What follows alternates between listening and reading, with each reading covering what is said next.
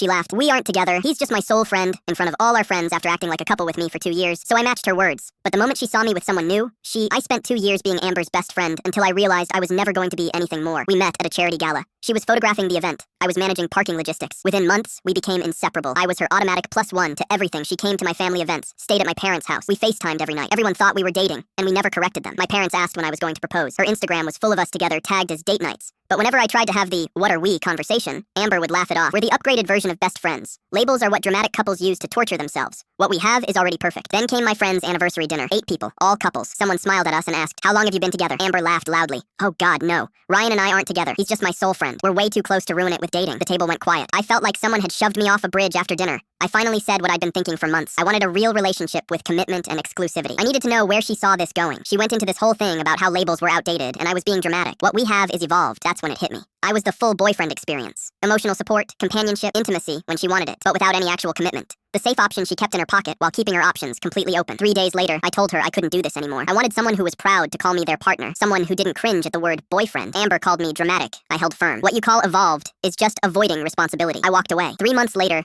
I met Grace at a community health fair. After our 3rd date, she said something that caught me off guard. "I really like you, Ryan. I'm not interested in anything casual or ambiguous. I want to see where this goes. But I want us both on the same page about moving towards something serious and exclusive." Just like that. Clear, direct, no games. I told her yes, absolutely yes. A week later, she introduced me to her coworkers as Ryan, the guy I'm dating. Not my friend Ryan. Just simple, clear, proud. For the first time, I wasn't guessing where I stood. I was someone's choice, not someone's option. After a year, I proposed at a community garden where I designed a small footbridge. Grace said yes before I even finished. 2 days later, I woke up to texts from Amber's new number. I always thought we'd figure things out eventually. You're moving too fast. You barely know her compared to what we had. I dated Grace for a year. Amber and I had never even officially dated despite 2 years of her acting like my girlfriend. When convenient, I sent one message. "I'm very happy with my choice. Please respect my relationship and my boundaries." Then I blocked the number. Last weekend, my friends threw us an engagement party, about 40 people. Family, friends, coworkers. Grace's parents flew in from Denver. Amber showed up. My friend looked horrified. The group chat invitation had accidentally included Amber. He'd assumed she wouldn't actually show up. She walked in and made a beeline for Grace. "Congratulations. You know, Ryan and I go way back. I probably know him better than anyone here." Grace smiled calmly. "Well, he did mention that you two had a friendship that ran its course." I almost spit out my drink. The message was clear. "I know who you are, and I'm not threatened." Amber spent the next hour showing people old photos, telling stories that painted us as more than we were. Then she suddenly stood up, raised her glass, and started a toast. "I've known Ryan for 3 years. We shared so many amazing experiences together. We had something really special. Real love is built over years, not months." The room got awkward. People looked at their drinks. Grace stood up. "Amber, I appreciate that you and Ryan were friends, but this is our engagement party. If you have feelings you need to process about Ryan moving on, this isn't the time or place." Her voice was steady, but firm. "You're trying to make this moment about you, and I'm not going to let you do that. Ryan chose me. We chose each other. That's what we're celebrating tonight." Amber looked around for support. No one met her eyes. She grabbed her purse. "You know what? You deserve each other." She left. The party was quiet for 30 seconds. Then everyone started clapping and cheering for Grace.